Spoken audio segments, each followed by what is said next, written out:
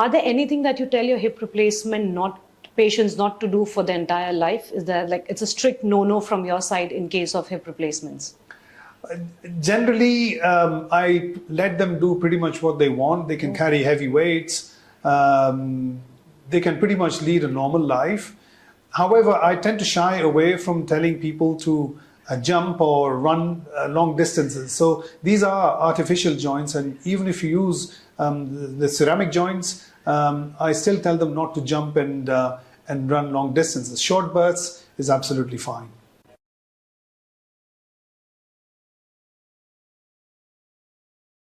You mentioned about hip being one of the most successful replacement surgeries. Are there different kinds of surgery or different kind of implants that you use for hip replacements?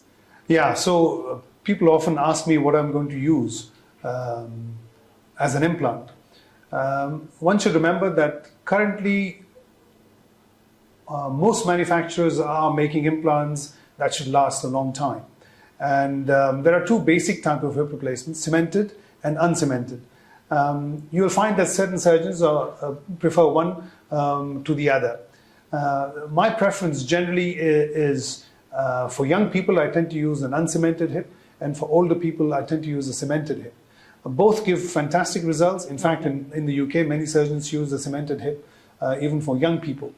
What is more important, I think, is the bearing. So we find that in younger people, most surgeons would prefer to use a ceramic hip or a ceramic ball on one side, and either a ceramic socket or a polymer or a polyethylene socket on the other side.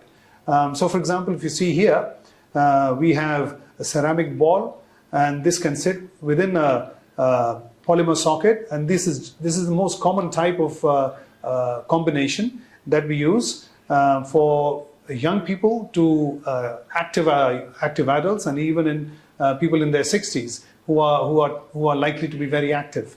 In older people, we tend to use a cemented hip, and this is a cemented hip with instead of a ceramic ball, we use a metallic ball, and this metallic ball can again sit within a polymer socket or a polyethylene socket, and even these are giving fantastic results in the long run.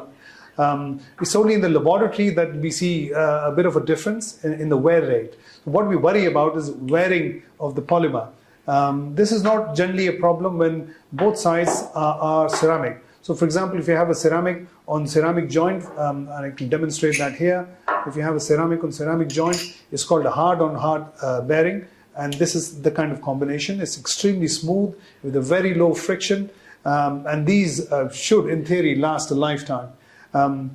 There is a bit of a scare amongst the public and amongst the doctors that ceramics can chip, but I think it really boils down to how good a technique the surgeon has in putting these implants inside.